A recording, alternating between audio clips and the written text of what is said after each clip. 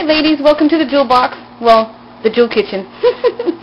Hey, I want to do something different today, and I want to say thanks to Mama Yoli because she inspired me to do this. I was watching her videos, and she was in the kitchen baking. I want to make some Mexican rice for you guys today. I'm not Mexican, but I make Mexican rice. I make Mexican food. I am actually, my family's from Peru, South America. So, alright, I have 10 minutes to do this and edit it and all that stuff, so hopefully I can get it done pretty quick. If you guys got questions, leave me a comment so that I can get back to you guys, okay? Alright, here we go.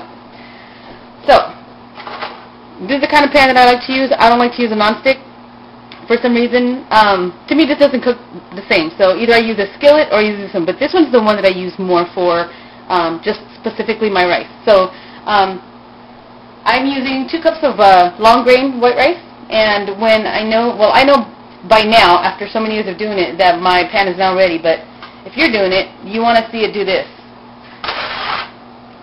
You want to see it start sizzling, okay?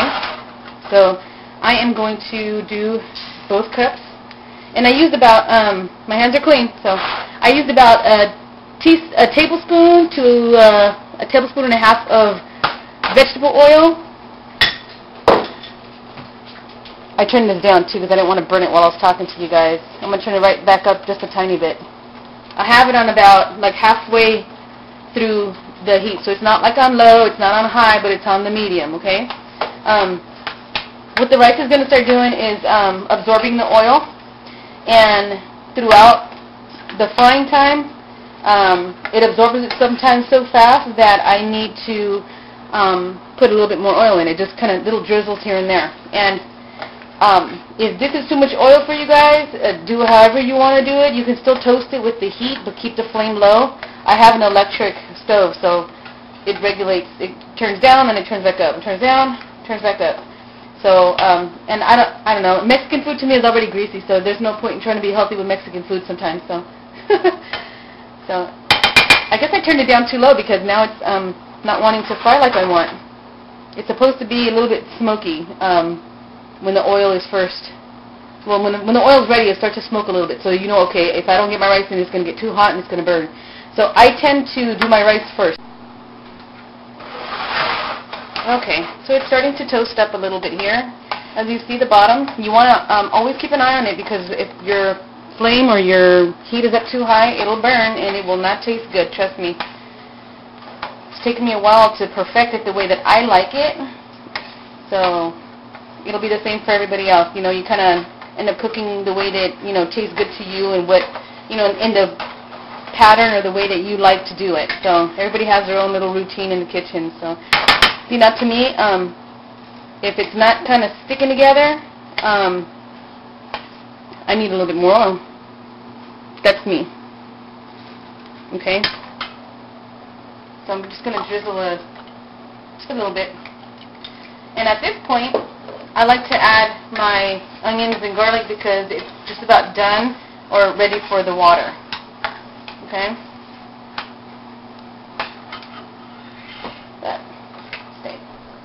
So I'm just going to bring it over. I got some tomato on that onion there. So I just dice it in chunks like that, and I kind of cube it, small cubes for the onion, and for the garlic, I dice it until it's like getting too small for me to even hear it cut. Okay. Now you want to incorporate it really, really well. You hear it sizzling there? I love the smell and the sound of that. Now, they haven't invented smell-o-vision yet, right? Because it's already starting to smell good. Once the onion and the garlic is like starts to hit the bottom and the aroma from the heat connect, you will, I mean, the whole house will smell so good. The onion and garlic is like one of the best smells ever. I'm going to put a little bit more oil in it and see how much that's probably about a teaspoon, a little bit over a teaspoon. You want to hear that sizzle. I want to start doing some kitchen stuff because I love cooking. Now, my ingredients really is rice, 2 cups of rice, half of a large onion, about 3 cloves of garlic, a whole can, an 8-ounce can. Hunt's tomato sauce. I just drizzled some on the rice. I just want to have it open and ready for you guys. Okay, we can cover that. And I use some chicken broth, powdered chicken broth. You can use a can if you want to, but I use the Knorr. It says caldo de tomate, but it's chicken. It's in Spanish, obviously. Okay? I use about a good heaping teaspoon of it. See, when it's at this stage here, it's getting pretty toasty. Now, I'm going to do 3 cups of water. It's going to steam up, so here we go. You want to pour it in fast to get it covered, okay? That's 3 cups of water, and that's just about right for me. So once that's in there, leave your heat on still at the same, where it's at on medium, because you want it to start boiling before you cover it. At this point, I throw in my tomato sauce, the whole can.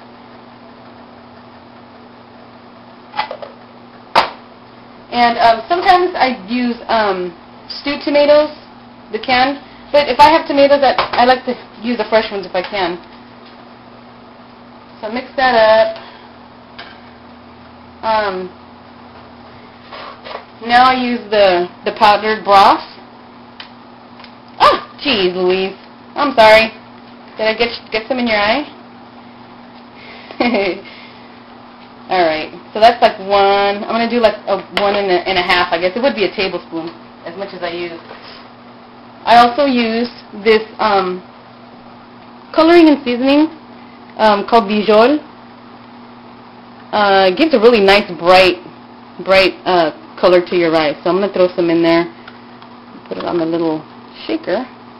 And I don't measure this. I tend to just, oops, come on. Okay, see how nice and bright that is? That just gives your rice color. So I just do about 4 or 5 shakes until it's about that much. You can tell. You can probably, I'm sure you can find it, that and the powdered broth in the Mexican food aisle or the Hispanic food aisle. So I stir that in, and then I'm going to put my, once this is all incorporated, then, actually I didn't do the garlic salt. I do garlic salt too. I just do a little bit because, you guys, my dogs are running around. The chicken broth has salt already in it. This is about a teaspoon of garlic salt maybe. So that's just a little bit extra seasoning because I've tried, but the powdered broth is not really enough seasoning for me. So I'm using 1 large Roma. You can also add diced bell pepper. I don't use bell pepper because my husband gets heartburn really bad with bell pepper, so I don't use them. So onions and tomatoes and garlic is perfectly fine with us. Now that it's incorporated, it's all mixed up. Did I forget anything? No. Okay. You can add chili powder, a little bit of chili powder if you want to. You can add some Italian seasonings, maybe just oregano. Okay, guys, this is where I want my rice, and this is what you want it to do. I shake it to kind of release it from the bottom because it's been sitting, so it settles. So I shake it a little bit just to get it loosened up. And then I turn down my heat. Now that all this steam, you want to trap it down. So you want to turn it down to the very lowest. Keep an eye on it. Come back every couple minutes because you might have to add just a tiny bit more water. I'll show you what it's supposed to look like later, if it's hard or if it's popped or whatever, okay?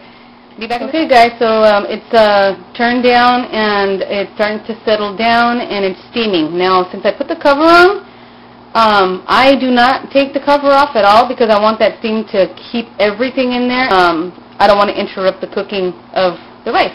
So it's been about maybe 6 minutes or so that I've just left it to sit so that it starts to cook on its own.